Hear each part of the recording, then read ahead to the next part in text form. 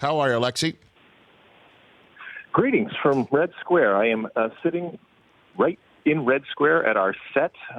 It's a beautiful night here in Moscow. I'm waving to the Kremlin and maybe to Mr. Putin. Hey, how's it going?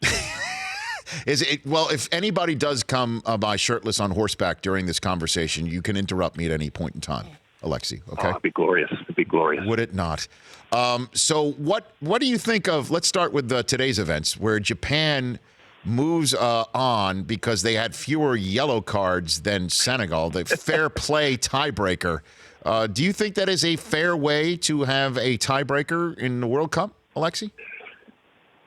Well, I was actually having a conversation with someone who was arguing that it should be based on encouraging more attacking and creative type of plays, and therefore it should be on, I don't know, most shots or the most corners or something like that. But the other argument is you don't want to reward cheaters. And one thing that I've heard over the years when it comes to, especially Americans when it comes to soccer is, the diving and the embellishment, and it really drives people crazy. And in essence, what you're doing is you're saying that they're cheaters. And so in this instance, what you are doing is you're rewarding people for not cheating. And I don't think that that's necessarily a bad thing. But I mean, if you are Senegal, which was a wonderful team, and they entertained us and they were attacking, it's got to be incredibly painful to go out on something like this, a historic thing that's never happened before, and they're going home based on the amount of yellow cards and red cards that they accumulated. What about this idea here? Since we obviously know England and Belgium are having at it right now, and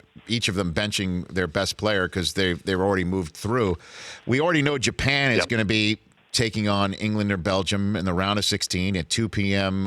Eastern time in Rostov. We already know that Japan's there. So if it would have been either Japan or Senegal, what about flying both those sides to the city where they're going to be playing in a couple days and having penalty kicks? I mean, I know that sounds ridiculous, but why not doing something like that instead of just on yellow cards, Alexi?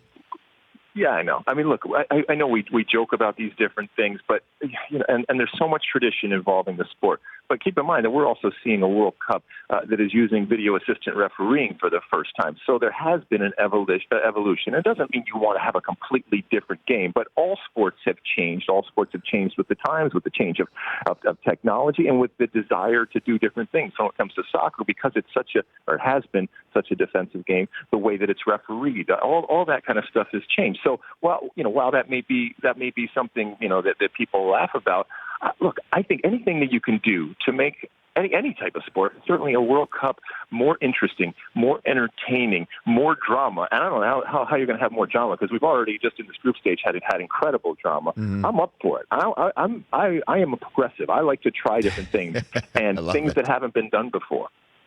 Alexi Lalas joining us here from Red Square, live on the Rich Eisen Show, top of hour number 3. In the midst, it has been exhilarating. It has been so exciting. The number of late goals, the number of exciting chances that we have seen. It has just been. How's it been back there for you guys? Because I have a warped perception here, just sitting here doing this Groundhog Day existence, best Groundhog Day in the world. But yeah. I don't have an idea of what's going on back there. I'm into it. We're talking about it here. We get tweets from our viewers and listeners saying talk more about it. I don't. I'm talking to more people who don't really follow sports all that much. Parents of kids in schools. Of our kids in schools, mutual parents. I mean, that I don't normally talk to about it. I mean, it really is. I don't know how it's capturing the nation, to be honest with you. But the Germany-Sweden numbers were through the roof. That got me off the couch. I mean, that final goal, and yet Germany's still out. Alexi, who do you think is the favorite now with Germany out to take it? Well, I think we're watching a Belgium team right now, albeit a Belgium team that made a bunch of changes, and I think there's a lot of people that are looking to them as a real contender. Croatia has stormed through their group stage, and I think it's just a really solid 11. There's really no weaknesses when it comes to that team, and then you're going to have some of your usual suspects, and obviously the surprise and the introspection now that's going on from a Germany perspective is phenomenal. I'm not sure there's a lot of people out there that picked Germany to go out, or certainly Germany to go out in this way, and it is an epic failure considering how great they were, considering the depth that they have and what they have been over the last, not just 4 years, but the last for 8 years in all tournaments, not just the World Cup. So you mentioned this drama that I think people are gravitating to, whether it's the big stars struggling or big stars coming through, or big teams having problems or smaller teams going through. There seems to be something every single day on the field, off the field. Diego Maradona in the stands. I mean, all this kind of stuff that's going on. It's the gift that keeps on giving. And from a television perspective, it makes it so good because the content is just generated on a continual basis that gives us something to talk about. So I'm glad people are waking up. I'm glad people are watching. Mm-hmm.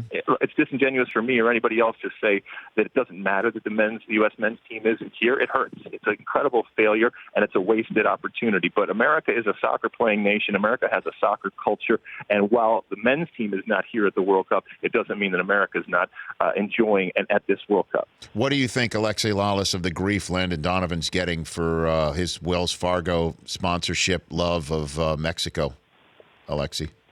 And he's getting paid. He's getting paid. I'm doing the same thing. I've been supporting Mexico before anybody even came and said that they would, want to jump on that.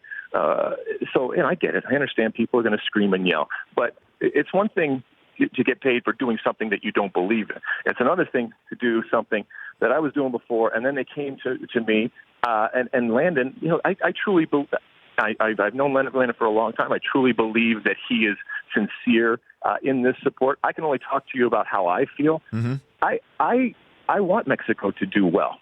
And that doesn't. And if you don't want Mexico to do well, that's fine. Knock yourself out. That doesn't make you, though, any more genuine or authentic, or dare I say it, American, because you are vehemently opposed to even the notion of supporting our biggest rival.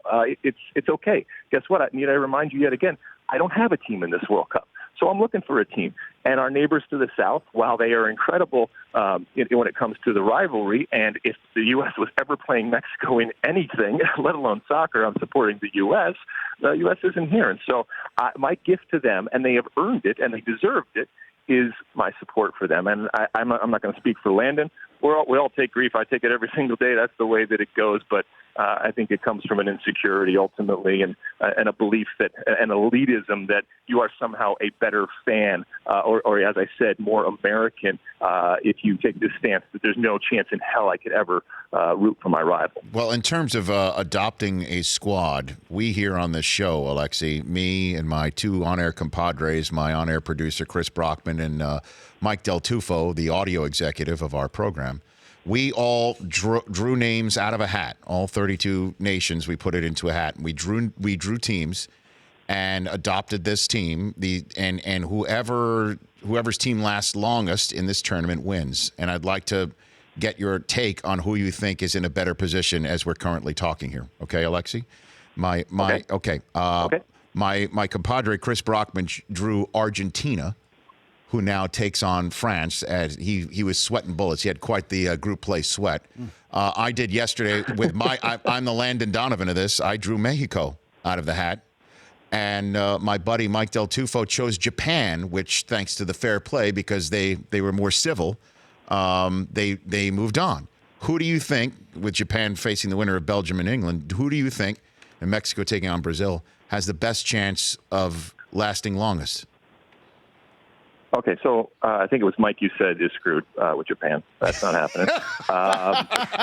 Who else? Okay, and then me with Mexico and Chris with Argentina. What do you think? Okay, so and this is where it gets really interesting. So this Argentine hot mess of dysfunction is something that you can't take your eyes off. Kind of like a car crash, but the soccer gods work in mysterious ways. I think this is not a good team. And yet coming up against a France that has yet to play up to their incredible potential, but not in the way that Argentina has flattered to deceive. I still think that France is going to find a way to expose all the weakness and all the dysfunction that Argentina does. So I think you're okay with that one if you have France, but you have Argentina, so I think you're in trouble. And then the other one was what? Mexico. I've got Mexico against Brazil. Oh, you got Mexico. Yeah, I know. Okay, so I think Mexico actually matches up well with Brazil. We were having an argument on set here. I think that Mexico playing against a team that wants the ball and wants possession of the ball, because Mexico doesn't really want the ball. They want a counterattack. And we saw against Sweden a team that sat back, and Mexico didn't know what to do when they were given the ball, and they had to actually play and attack and have most of the possession. So I think it's actually a really good matchup, but they're going to have an absolutely perfect game to get by a Brazil that I think individually is better than them, and as a team is better than them, but that doesn't always mean that team wins. So I think the Mexico beating Brazil, you have a better chance. Okay. Alexi Lalas likes me to move through. And we have a new fantasy team name. What is that? Argentine Hot Mess of Dysfunction. That's a great fantasy team. That's great. It's so much fun to watch. It's just so much fun to watch. It has been great, Alexi. And last one for you. This is apropos of nothing. As you know, I'm a follically challenged individual, and I watch with such, jealousy of these guys who run and run and run, and even the referees too. That's all they do. They're obviously physically fit, but somehow, some way, their hair never gets messed up. The soccer hair, never gets messed up. Harry Kane is just a perfect example.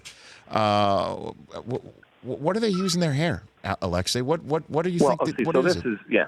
So this is what has happened in this game. I come from a time where we certainly concentrated on the hair, but the actual hair care products used while we were playing were minimal. It was a much more organic, dare I say, a hippie-ish type of approach when it came to the hair. Right. Nowadays, it's much more coiffed and the amount of product that is going into it, and industrial strength. I mean, let's be honest, because it's got to last the entire game, and you're sweating, and as you mentioned, there's different elements.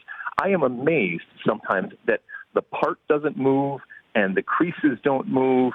It is glorious sometimes to watch just somebody's hair. There's a guy, for example, on France named Olivier Giroud, who's a very good player, not a great player, but a good player. But his hair alone makes him a great player. I mean, just what he has on the top of his head and the product that he has. I mean, I wonder how early these guys have to get to the locker room or wherever they're coming from in order to do this. There must be a whole new way, an element of preparing a team that you have to factor in this time for the hair care product regimen that, whether it's a Giroud or a Cristiano Ronaldo or anybody else, it is quite amazing, and it's mesmerizing. I agree with you that. So is there hair doping? Is that what you think going on in FIFA? Is there hair doping, Alexi? I wouldn't.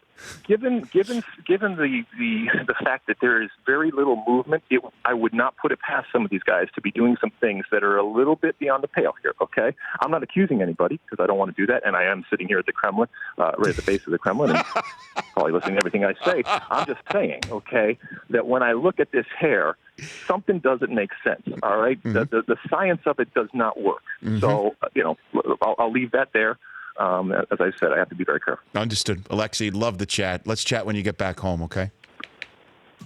Sounds good, guys. I appreciate it. You got it. It's Alexi Lalas. The Rich Eisen Show, weekdays at noon Eastern on Audience.